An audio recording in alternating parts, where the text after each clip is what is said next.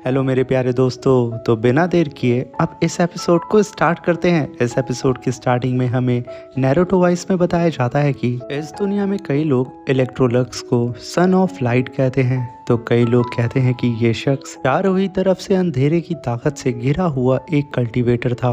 उसमें से कुछ लोग कहते हैं कि अगर ये इतना ज़्यादा पावरफुल था और ताकतवर था तो आखिर इसकी मोहब्बत ने इसके साथ बेवफाई क्यों की। और कुछ लोग ये भी कहते हैं कि इसके पास इतनी ज़्यादा ताकत थी कि ये गॉड्स को भी सरपास कर सकता था, ये क़यामत को भी पलट सकता था। और कई लोग ये भी कहते हैं कि उसने पूरी ही इंसानियत को ख़त्म कर दिया था। उसने ऐसा गुनाह किया था जिसे माफ़ करना इम्पॉसिबल था। मगर जब मैं उससे कहता हूँ कि लोग तुम्हारे बारे में क्या क्या सोचते हैं और ये सारी बातें मैं जब उसे बताता हूँ तो वो मुस्कुराते हुए एक ही शब्द कहता है, मुझे इससे कोई फ़र्क नहीं पड़ता है, क्योंकि मुझे सिर्फ मेरे चाहने वालों की ही आवाज़ सुनाई देती है। तभी हम सुनते हैं कई सारे लोग जिंदाबाद के नारे इलेक्ट्रोलक्स के लगा रहे होते हैं और उसमें से कई लोग जिंदाबाद सन ऑफ लाइट बोल रहे होते हैं। हर कोई अपने अपने नाम से उन्हें बुला रहा होता है। और वो एकलौते ऐसे कल्टीवेटर थे जिन्होंने ग्रेट टर्टल शेल टेक्निक को भी मास्टर कर लिया था, जिसे तोड़ पाना नामुमकिन था गॉड्स के लिए भी, क्योंकि ये क्रिएशन इनकी खुद की ही थी।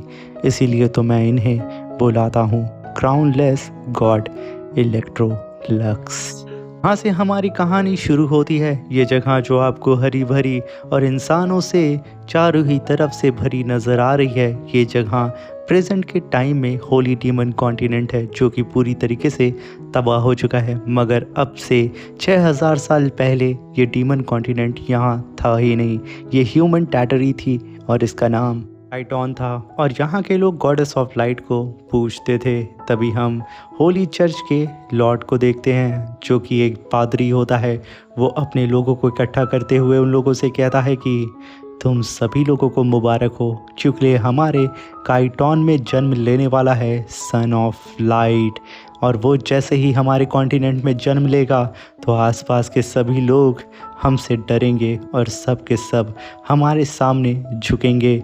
ये सुनकर के आसपास के सारे ही लोग पादरी की जय जयकार करने लगते हैं। तभी सीन शिफ्ट होता है और हमें काइटोन एम्पायर के किंग को दिखाया जाता है, जिसने अपने बेटे को नर्क के दरवाजे के ऊपर खड़ा किया था और उसके हाथ में 7 इटर्निटी स्वॉर्ड थी। वो स्वॉर्ड को लेकर के सीधा ही वो अपने बेटे के चेस्ट में गाड़ने वाला था और इसके बेटे का नाम फैरो था।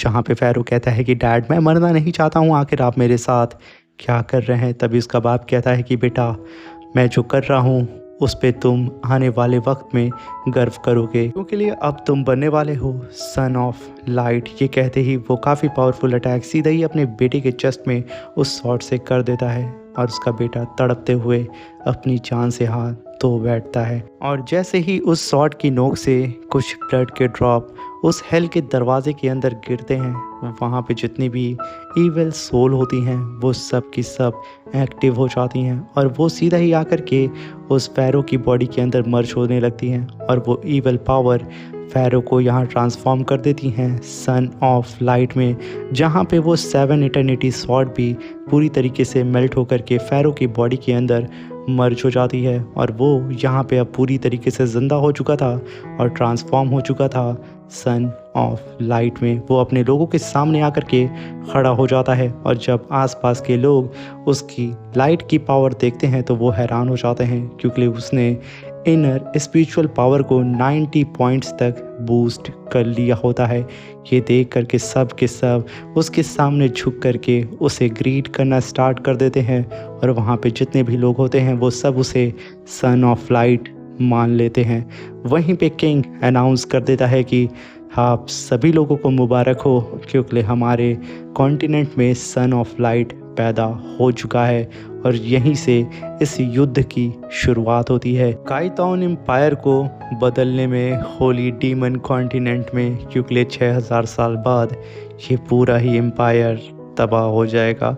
वहीं पे जितने भी ह्यूमंस होते हैं वो सब के सब जय जयकार कर रहे होते हैं अपने सन ऑफ लाइट की, जहाँ पे सच में उसकी बॉडी के अंदर से सन ऑफ लाइट की पावर रिलीज हो रही होती है और तभी सीन शिफ्ट होता है और हमें पांग बू एम्पायर का सीन दिखाया जाता है जहाँ के किंग को उनके जासूस ने एक लेटर दिया होता है। जब वो किंग उस लेटर को पढ़ता है जहाँ पे लिखा होता है कि काइटोन एम्पायर ने ये घोषणा कर दी है कि उनके शहर में यानी कि उनके किंग का बेटा young prince Pharaoh son of light है।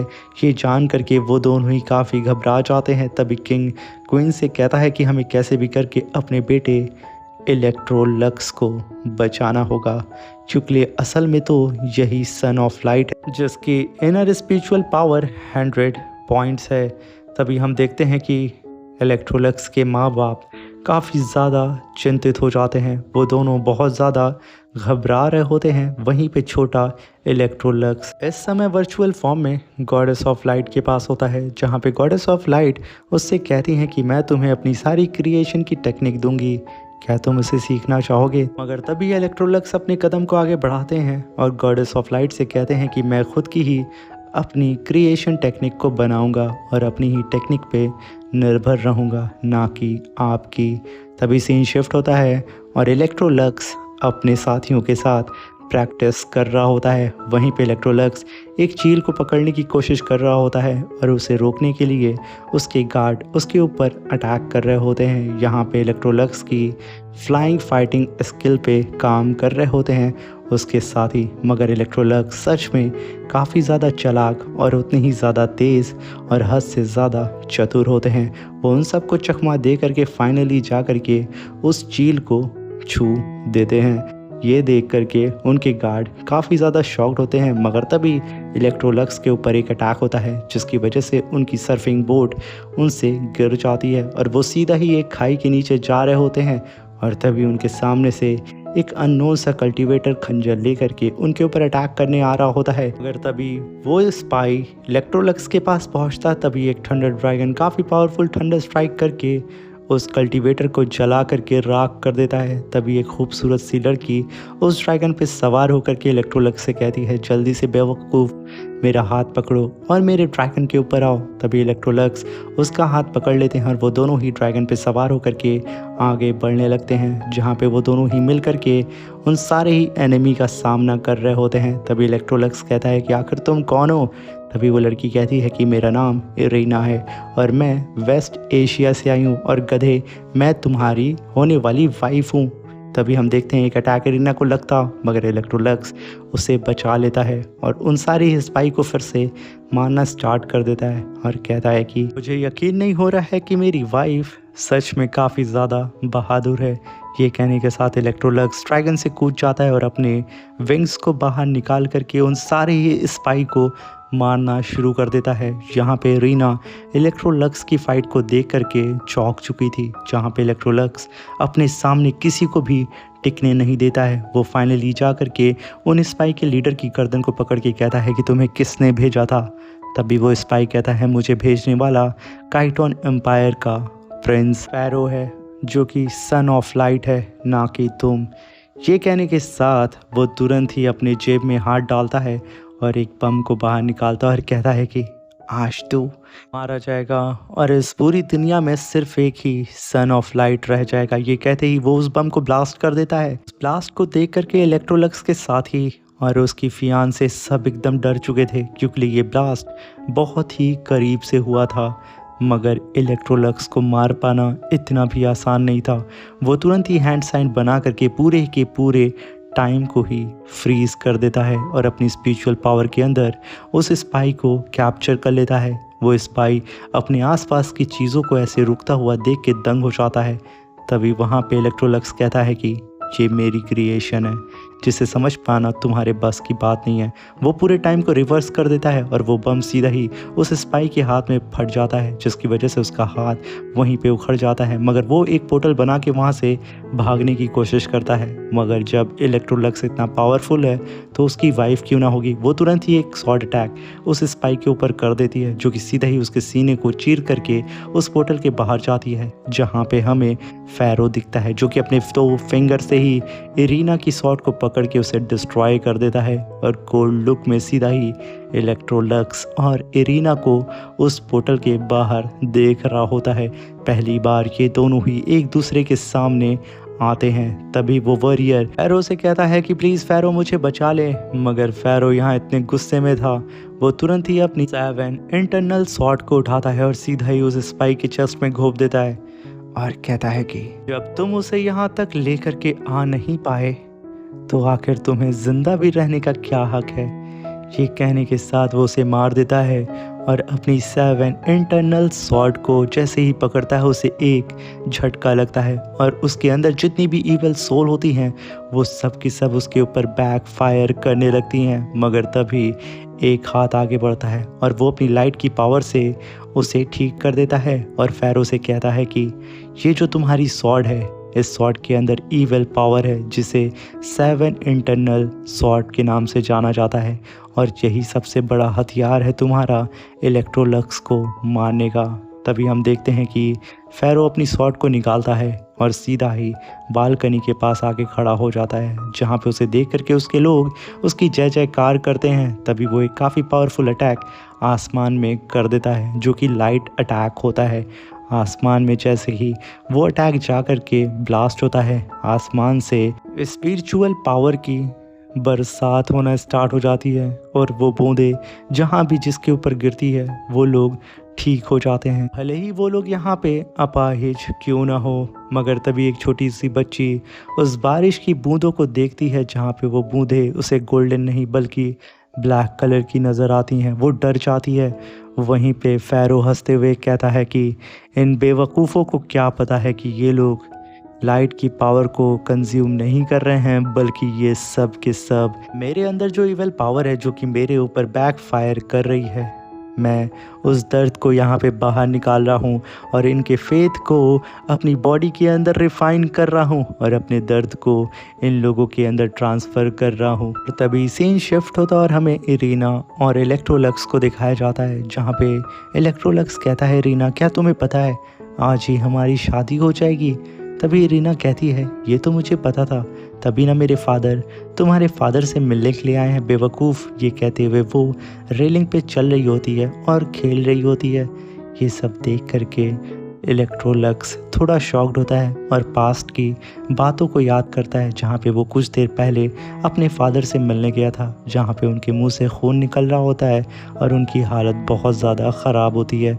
वहीं पे वो इलेक्ट्रोलक्स को समझाते हैं कि जैसा कि काइटोन एम्पायर लगातार उसके ऊपर अटैक कर रहा है और साथ में वो यानी कि इलेक्ट्रोलक्स के फादर भी बहुत ज़्यादा अब कमज़ोर हो चुके हैं और इलेक्ट्रोलक्स अभी इतना बड़ा नहीं हुआ है कि वो सब कुछ अकेले संभाल सके। इसीलिए इलेक्ट्रोलक्स के फादर ने वेस्ट एशिया की प्रिंसेस से आज ही इलेक्ट्रोलक्स की शादी की बात कर ली होती है, क्योंकि आज सच में पेंगू एम्पायर को ज़रूरत थी किसी की और वो ज़रूरत पूरी कर सकता था वेस्ट एशिया, और एक लौता मात्र ऐसा रास्ता था शादी जिससे ये दोनों ही एम्पायर एक साथ होकर के अपने लोगों की मदद कर सकते थे। वहीं पे इलेक्ट्रोलक्स जो कि शांत खड़ा होता है, तभी इरीना उससे कहती है कि तुम हमेशा चुप चुप ही रहते हो क्या, और मैं तुम्हें नज़र नहीं आ रही हूँ। मुझे ऐसा क्यों लगता है कि इलेक्ट्रोलक्स तुम मुझे पसंद नहीं करते हो। तभी इलेक्ट्रोलक्स कहता है कि हमें मिले हुए सिर्फ आधा दिन ही हुआ है जिसमें तुमने मेरी जान बचाई है, और तुम ही बताओ ना आधे दिन में भला मैं कैसे तुम्हें पसंद करने लगूं और प्यार करने लगूं। उसके लिए हमें एक दूसरे को जानना ज़रूरी है और मैं वादा करता हूँ कि मैं तुम्हारी सारी सोच पे खड़ा उतरूँगा। ये सुन कर के इरीना इम्प्रेस हो जाती है। तभी सीन शिफ्ट होता और हमें इलेक्ट्रोलक्स की वेडिंग का सीन दिखाया जाता है, जहाँ पे वो अपने हाथ को थोड़ा सा काटता है। वहीं पे इरीना भी अपने हाथ को काटती है। तभी पादरी बोलता है कि तुम दोनों ही एक दूसरे का हाथ पकड़ो और अपने ब्लड को एक दूसरे से मिला करके गॉडेस ऑफ लाइट की कसम खाओ कि तुम लोग एक दूसरे का साथ कभी भी नहीं छोड़ोगे, और भले ही दुनिया इधर से उधर क्यों ना हो जाए और तुम्हारी जान पे क्यों ना बन जाए, मगर फिर भी तुम लोग एक दूसरे का साथ नहीं छोड़ोगे। तुम लोग कसम खाओ। तभी वो लोग कसम खाते हैं। तभी पादरी बोलता है कि जैसा कि तुम लोग अब एक हो रहे हो, उसी के साथ तुम्हारे कॉन्टिनेंट भी जुड़ रहे हैं। वो दोनों ही कॉन्टिनेंट के लोग भी तुमसे जुड़ रहे हैं, इसलिए ये दोनों ही कॉन्टिनेंट अब तुम दोनों का ही परिवार है, इसलिए तुम लोगों को मरते दम तक अपने परिवार के लिए खड़े रहना होगा और उनकी सुरक्षा के लिए पहली लाइन में खड़े होकर के हर एक दुश्मन से लड़ना होगा। तभी उन दोनों के सामने दो ब्रासलेट आते हैं और वो दोनों ही एक दूसरे को वो ब्रासलेट पहनाते हैं और कहते हैं कि मैं इलेक्ट्रोलक्स। इरिना कहती है कि मैं इरिना। हम दोनों गॉडेस ऑफ लाइट की कसम खाते हैं कि हम लोग दोनों ही कंट्री के लोगों को हमेशा अपना परिवार मानेंगे और हम लोग एक दूसरे का साथ कभी भी नहीं छोड़ेंगे। हमारे दोनों ही कॉन्टिनेंट पे कभी भी कोई मुसीबत आएगी, हम उसे सबसे पहले फेस करेंगे। तभी पादरी अनाउंस कर देता है कि ये दोनों ही हस्बैंड वाइफ हैं। तभी वो दोनों ही हाथ पकड़ के अपने लोगों के बीच में से जाने लगते हैं, मगर इरिना जो कि थोड़ी बदमाश थी वो इलेक्ट्रोलक्स का हाथ पकड़ के भागना शुरू कर देती है, जिसे देख करके सब घबरा जाते हैं कि आखिर ये लड़की अब क्या करने वाली है, जहाँ पे इरिना एक ब्रिज से छलांग लगा देती है। तभी उसे ऐसा करता हुआ देख करके उसके ही लोग एकदम डर जाते हैं और उसके पास भागते हुए आते हैं और उस प्लेटफॉर्म पे आकर के खड़े होते हैं और नीचे देखते हैं कि वो लोग ठीक तो है ना। तब इरिना और इलेक्ट्रोलक्स इरिना के ड्रैगन पे सवार होकर के चारों ही तरफ अपने कॉन्टिनेंट में घूमते हैं, जहाँ पे अब ये लोग बड़े हो चुके हैं। जहाँ पे इरिना कहती है कि इलेक्ट्रोलक्स तुम मुझे कभी छोड़ोगे नहीं ना। इलेक्ट्रोलक्स कहता है कि मरते दम तक मैं सिर्फ़ और सिर्फ तुम्हारा हूँ, मेरी आखिरी सांस भी सिर्फ़ और सिर्फ तुम्हारी है। तभी इलेक्ट्रोलक्स कहता है कि जब से हमारी दोनों ही फैमिली एक हुई है तब से मेरे फादर की तबीयत भी बहुत ठीक हो गई है और हमारे लोग भी बहुत ज़्यादा खुश हैं। अभी तक हम पर कोई ऐसी मुसीबत नहीं आई है जिससे हम लोगों को घबराना पड़े। मगर कहते हैं ना कि अच्छी चीज़ को नज़र लग जाती है। काइटोन एम्पायर का किंग अटैक कर देता है इलेक्ट्रोलक्स के किंगडम पे। यहाँ पे काइटोन एम्पायर का किंग चाह रहा होता है कि इलेक्ट्रोलक्स मारा जाए, क्योंकि उन सबको ये पता था कि इलेक्ट्रोलक्स सन ऑफ लाइट है, वही असली सन ऑफ लाइट है, ना कि उसका बेटा। इस जंग के दौरान काफ़ी तबाही होती है। तभी एक घोड़े पे सवार होकर के काइटोन का सिपाही एक मैसेज लेकर के सीधा ही आता है इलेक्ट्रोलक्स के फादर के पास, जहाँ पे इलेक्ट्रोलक्स के फादर इलेक्ट्रोलक्स को एक स्क्रोल देते हैं और उसे बताते हैं कि जो स्क्रोल तुम्हारे हाथ में है इसे होली चर्च के द्वारा भेजा गया है। इसमें तुम्हें बुलाया गया है बैटल ऑफ जीनियस में और तुम्हें काइटोन एम्पायर के अंदर जाना होगा, जहाँ पे पूरे ही कॉन्टिनेंट के सारे ही जीनियस इकट्ठा होंगे। मगर परेशानी की बात यह है कि इसे ऑर्गेनाइज करने वाला खुद काइटू एम्पायर है, क्योंकि काइटू एम्पायर ने अब इतनी पावर को हासिल कर लिया है कि वो ऐसे इवेंट को ऑर्गेनाइज कर सकता है और वो ज़रूर कुछ ना कुछ छल और कपट करेगा। ये सुनकर के इलेक्ट्रोलक्स की मॉम कहती हैं बेटा मुझे ऐसा लगता है कि तुम्हें वहाँ नहीं जाना चाहिए। मगर तभी इलेक्ट्रोलक्स कहता है कि मॉम अब वक्त आ चुका है कि इस दुनिया को पता चल जाए कि असली सन ऑफ लाइट कौन है। मैं वहाँ जाऊँगा और ये प्रूव करूँगा कि मैं ही सन ऑफ लाइट हूँ। मगर तभी उसकी मॉम कहती है कि बेटा वहाँ पे तुम जा तो रहे हो, मगर वहाँ पे जो तुम्हारे अपोनेंट होंगे वो रैंडम ही सेलेक्ट किए जाएंगे, तुम्हारा कोई पेयर मैच नहीं होगा। मगर फिर भी संभल के। तभी सीन शिफ्ट होता और हमें काइटोन एम्पायर के अंदर हमें होली चर्च को दिखाया जाता है, जहाँ पे कई सारे लोग इकट्ठा हो रहे होते हैं सन ऑफ लाइट फ़ैरो को देखने के लिए। वहीं पे एंट्री होती है इलेक्ट्रोलक्स और उसकी वाइफ की, और उसके साथी भी वहाँ पे उस मैच को देखने के लिए आए होते हैं। तभी वहाँ पे एंट्री होती है फ़ैरो को, जिसके बारे में यहाँ पे सभी लोग यही सोचते हैं कि ये सन ऑफ लाइट है। तभी इलेक्ट्रोलक्स और फ़ैरो जो कि बचपन में एक दूसरे के आमने सामने हुए थे, आज इतने सालों के बाद वो लोग एक दूसरे के आमने सामने आते हैं। उन लोगों के सामने का वक्त जैसे थम सा गया होता है और वो लोग अपने पास्ट की लाइफ में जैसे कि चले गए होते हैं। वो दोनों ही एक दूसरे से आंखें मिला करके एक दूसरे के बगल से आगे की तरफ निकल जाते हैं। मगर तभी फ़ैरो रुकता है और इलेक्ट्रोलक्स से कहता है कि तुम्हें कैसा लग रहा है सन ऑफ लाइट के सामने खड़ा होकर के। मगर तभी इलेक्ट्रोलक्स कहते हैं तुम्हें पता है झूठ का कुब्बाड़ा कितनी भी फूंक मार करके उसे बड़ा क्यों ना कर दिया जाए, मगर जैसे ही उसके अंदर एक छोटी सी निडल लगती है, वो ब्लास्ट भी उतनी ही तेज़ी से होता है। बस तुम सब्र करो, वो वक्त आएगा कि इस दुनिया को पता चल जाएगा कि असली सन ऑफ लाइट कौन है। वो दोनों ही मुड़ करके एक दूसरे के सामने खड़े हो जाते हैं, जैसे कि अभी वो दोनों ही यहीं पे फाइट करना स्टार्ट कर देंगे। मगर तभी पादरी बीच में आता है और बोलता है कि आप सभी लोगों का स्वागत है, जो भी कैंडिडेट यहाँ पे जीतेगा उसे sword of destiny Holi church की तरफ से दी जाएगी। ये सुनने के बाद सब वहाँ पे चीयर अप करने लगते हैं सन ऑफ लाइट को। तभी वहाँ पे पादरी उन सारे ही लोगों से कहता है कि तो वक्त आ चुका है कि अब हम इस मैच को स्टार्ट करते हैं, जहाँ पे इलेक्ट्रोलक्स अपनी वाइफ को देखता है और वो दोनों के दोनों टेलीपोर्ट हो जाते हैं, जहाँ पे धीरे धीरे करके वो लोग अपने कॉम्पिटिटर से फाइट कर रहे होते हैं। जहाँ पे इलेक्ट्रोलक्स की वाइफ फैरो और ख़ुद इलेक्ट्रोलक्स, सच में ये सब के सब कमाल के होते हैं। वो लोग अपने सामने किसी को भी टिकने दे ही नहीं रहे होते हैं। ये देख करके ऑडियंस एकदम पागल हो चुकी थी। मगर एट द एंड में इलेक्ट्रोलक्स टेलीपोर्ट होते हैं और वो अपने अपोनेंट का इंतज़ार कर रहे होते हैं, मगर उसके सामने ही ठीक उसकी वाइफ ही वहाँ पे टेलीपोर्ट हो जाती है। तभी इलेक्ट्रोलक्स कहता है कि मॉम ने सही कहा था, इसे कंट्रोल काइतू एम्पायर वाले ही कर रहे हैं, इसी वजह से तो इन लोगों ने मेरा अपोनेंट मेरी वाइफ को ही बना दिया है।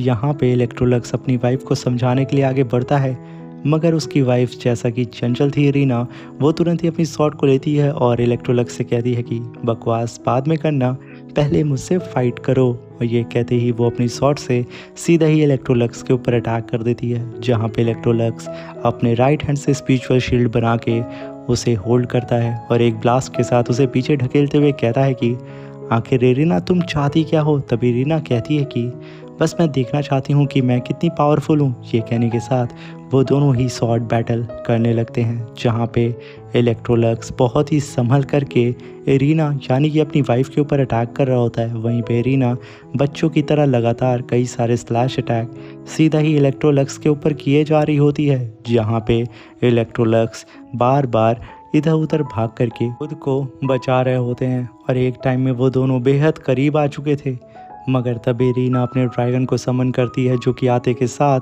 सीधा ही इलेक्ट्रोलक्स के ऊपर अटैक करके उसे पीछे ढकेल देता है। वहीं पे रीना भी उसके ऊपर स्लैश अटैक कर रही होती है।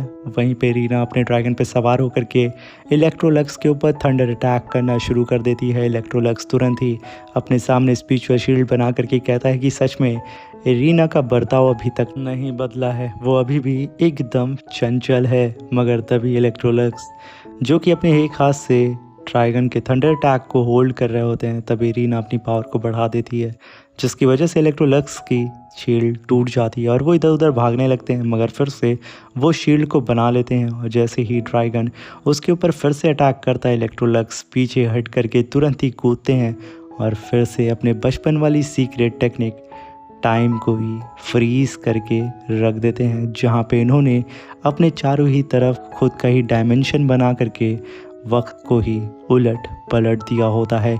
वहीं पे ड्रैगन का जो थंडर अटैक होता है जस्ट इलेक्ट्रोलक्स के बगल से ही गुजरता है। वो काफ़ी शानदार तरीके से उस अटैक को डॉज करते हैं और टेलीपोर्ट होकर के अपनी शॉट से सीधा एरिना के ऊपर अटैक करते हैं। एरिना अपने शॉट से उस अटैक को रोकने की कोशिश करती है, मगर यहाँ पे एक झटके के साथ एरिना की शॉट नीचे गिर जाती है और वहीं पे एरिना ये मैच हार चुकी थी। तभी वो इलेक्ट्रोलक्स से कहती है कि मैंने इस टेक्निक को बचपन में यूज़ करते हुए तुम्हें देखा था। सच में हर गुजरते दिन के साथ ये टेक्निक और भी ज़्यादा पावरफुल होते जा रही है। तुम्हारी क्रिएशन सच में कमाल की है। तभी इलेक्ट्रोलक्स कहता है कि तुम्हारी भी स्ट्रेंथ एरिना सच में बहुत ज़्यादा बढ़ चुकी है।